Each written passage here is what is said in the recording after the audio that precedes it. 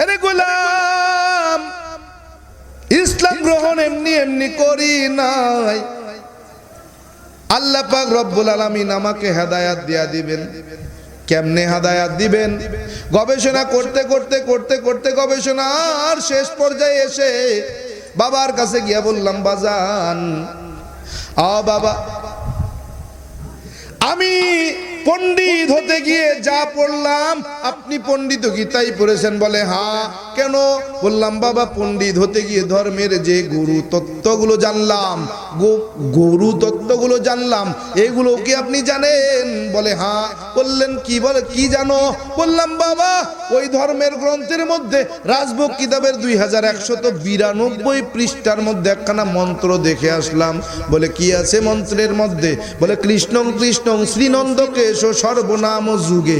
বাবাই কয় মানে কি? বললাম, বাবা, আপনি বড় পণ্ডিত, আপনি আমার মুরব্বী, আপনি জানায়া দেন, আমি জানি।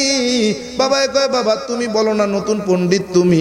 বললাম, বাবা, ভগবান শ্রীকৃষ্ণ বলতেছেন, যুগে যুগে কালে কালে মানুষের কল্যাণে ভগবান শ্রীকৃষ্ণ অগণিত অবতার হয়ে দুনিয়াতে অবতরণ করলেন। সমস্ত অবতারগণ ভগবান শ্রীকৃষ্ণকে ভগবান বইলা মাইনা নিলেন। জোরে কর নাউজুবিল্লাহ। বাবা কয় ঠিকই তো আছে। বললাম না, নাই। বলে কেন? বাবা ডাক দিয়ে কয় কেন? বললাম, বাবা, ভগবান শ্রীকৃষ্ণ মানুষের কল্যাণে, মানব কল্যাণে যখন অবতার হয়ে সূর্য দেবতা হয়ে গেলেন, এই সূর্য দেবতাকে কোন ভগবান নিয়ন্ত্রণ করেছেন? বাবা কয় কেন? ভগবান শ্রীকৃষ্ণ। বললাম, বাবা, স্রষ্টা যখন সৃষ্টি হয় তখন সৃষ্টির আর স্রষ্টার ক্ষমতা থাকে? স্রষ্টা কখনো সৃষ্টি হয়?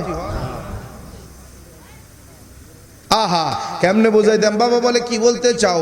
বললাম, বাবা, ওই পূর্ব আকাশের সূর্য দেবতাকে পশ্চিম দিকে যিনি অস্ত নেন, ডুবাইয়া দেন, যিনি শুরু থেকে আজ পর্যন্ত রেখেছেন, যিনি শুরুতেও পূর্ব দিকে উঠাইয়া পশ্চিম দিকে ঢুকান, এখনো পূর্ব দিকে উঠে পশ্চিম দিকে ডোবে।